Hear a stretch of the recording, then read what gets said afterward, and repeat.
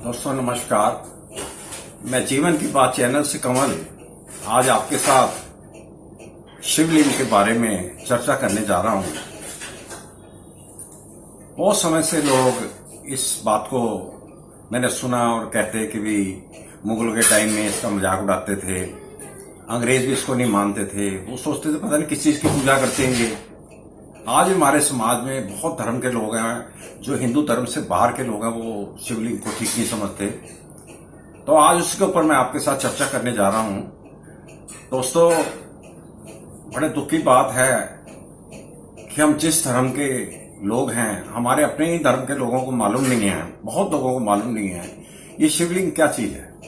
पूजा करते हैं, वो शिव समझ के पूजा करते हैं, ठीक है, लेकिन उनको एग्जैक्ट नहीं पता शिवलिंग क्या। मैं आज आपको शिवलिंग के बारे में बताने जा रहा हूं। लिंग का मतलब होता है प्रतीक, चिन्ह, ऊर्जा। ये घूमती धरती, वातावरण, पूरा ब्रह्मांड, इस सबको लिंग कहा जाता है। लेकिन इस बात को हमें समझने के लिए थोड़ा दिमाग लगाना पड़ेगा कि लिंग को ऐसा क्यों माना जाता है। मैं आपको बताता हूं। संसार में दो चीजें हैं, एक ऊर्जा है, एक पदार्थ है। इसके ऊपर एक साइंटिस्ट था, उसके बारे में मैं बताऊंगा उसने क्या बोला था। एक ऊर्जा है, एक पदार्थ है। ऊर्जा से आत्मा है, आत्मा से हमारा शक्ति है, और पदार्थ से शरीर है, शरीर से शिव है। अर्थात ऊर्जा, पदार्थ, शिवलिंग, आत्मा, शरीर, शिवलिंग, स्त्री पुरुष दोनों एक ही रूप माना जाता है। और शक्ति और शिव, शिवलिंग। अर्थात ये जितनी भी सृष्टि है, जितना ब्रह्मांड है, केवल आप ये समझ के चले, अगर ये पृथ्वी, वायु, जल, अग्नि को एक स्तंभ मान के आप चलें तो अग्नि एक हमारे जीवन के लिए स्तंभ है। हमें बहुत अग्नि से चीजें प्राप्त होती हैं। अग्नि नहीं होगी तो हमारा काम नहीं चलेगा। इसी तरह पृथ्वी तत्व है, पृथ्वी एक स्तंभ है, उससे भी हमें बहुत चीजों की उत्पत्ति प्राप्त होती है जिससे जीवन चलता है। इस तरह वायु है, जो हमारे प्राण है, वायु है, वायुमंडल होना बड़ा जरूरी है, तो वो भी एक वायु स्तंभ है। और जल भी एक स्तंभ है। इन चारों को लिंग बोला जाता है। मित्रों, बात यह है कि इस ब्रह्मांड में अग्नि, पृथ्वी, वायु, जल ही नहीं, जल, थल, नभ, इन तीनों को लिंग की परिभाषा में बताया गया है। ये लिंग पुराण में आप पढ़िए। और जो आगे चल के आप देखेंगे कि दशम दिशाएं हैं, जो अग्नि, पृथ्वी, पूर्व, पश्चिम, उत्तर, दक्षिण, चारों कोने और ऊपर और नीचे, ये 10 दिशाएं हैं। मैं आपको बताता हूं, 10 दिशाओं के पास ही कोई एक तालाब हो, वहां पर एक मोटा पत्थर फेंकेंगे, नदी हो, तालाब हो, तो वहां से एकदम वाइब्रेशन पैदा होंगी, वो दशम दिशाओं में आवाज गूंजेगी।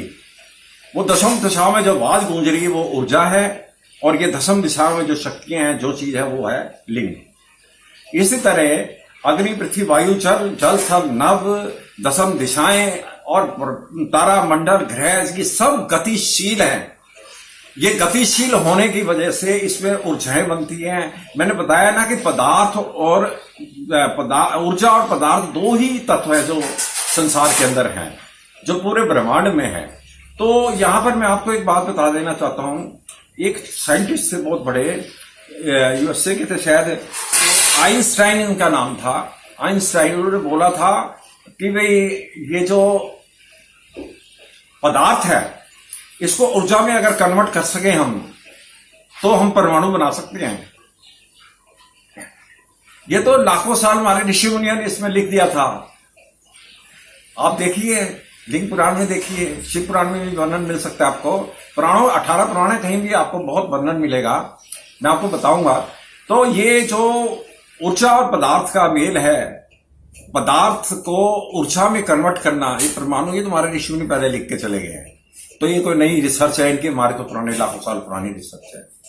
इसके साथ में और वो बताता हूं आपको कि ऋषि मुनि जो तप करते थे, वनों के अंदर, जंगलों के अंदर बड़े बड़े तप करते थे, वो ध्यान लगाते थे। वो कहते थे कि ये सारे वातावरण में इतना बड़ा शिवलिंग है, उसका शिवलिंग का जो हम देखते हैं ना आदि है ना अंत है, अर्थात ये अनंत है, ऐसा है शिवलिंग।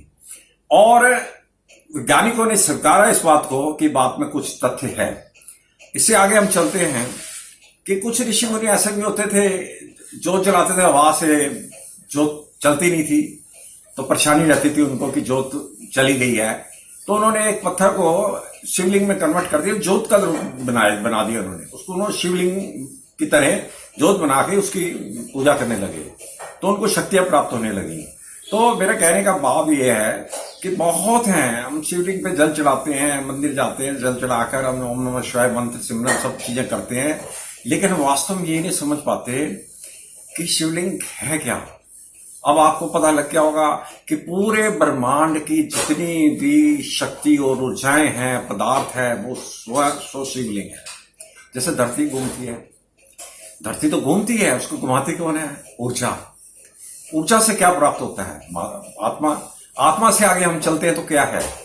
आत्मा से आगे शक्ति है, तो वो शक्ति है। उधर हम पदार्थ देखते हैं तो पदार्थ के बाद क्या मिलता है हमको? शरीर। पदार्थ से, और शरीर के बाद आगे क्या चीज मिलती है? शिव। तो इसका मतलब कि शक्ति और शिव दोनों को अगर हम मिलाएं तो ये शिवलिंग बनता है। तो ऐसे शिवलिंग की महत्ता है, तो ये हमारा विश्वास होना चाहिए इसके अंदर। और ये शिवलिंग की पूजा बहुत ही कारगर है। भक्तजन लाखों नहीं करोड़ों सालों से कोई इसके उदाहरण मिलते हैं। आप बहुत लाखों साल पीछे ही चले जाएं तो हड़प्पा और मोहनजोदड़ो की जो खुदाई हुई थी तो उसके नीचे शिवलिंग, शिव परिवार सब निकलते थे। ये पुराने हैं, सब लाखों साल के इतिहास है, ये आज के इतिहास नहीं है। ये नई पीढ़ी ने अपनी सोच के बना लिया कि ऐसे नहीं ऐसे नहीं। शिवलिंग ऑल है, बहुत बढ़िया चीज है।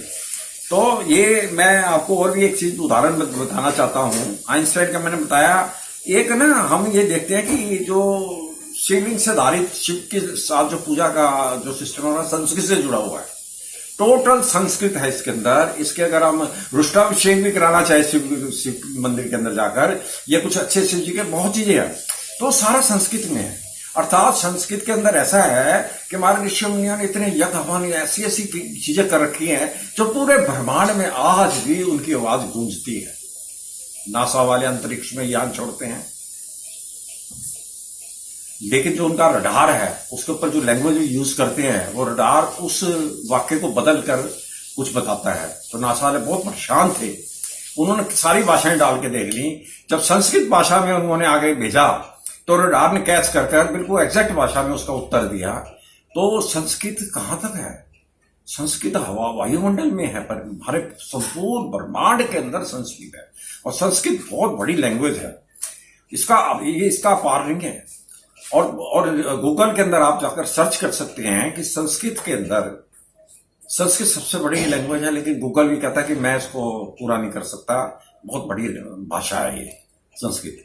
तो दोस्तों, आपको पता लग गया होगा कि शिवलिंग की पूजा क्यों की जाती है, कैसे की जाती है और क्यों की जाती है, इसका तो आप समझ गए होंगे। तो इसी के साथ मैं अपना वीडियो समाप्त करता हूं। अगली वीडियो में आप देखते रहें, तब तक धन्यवाद।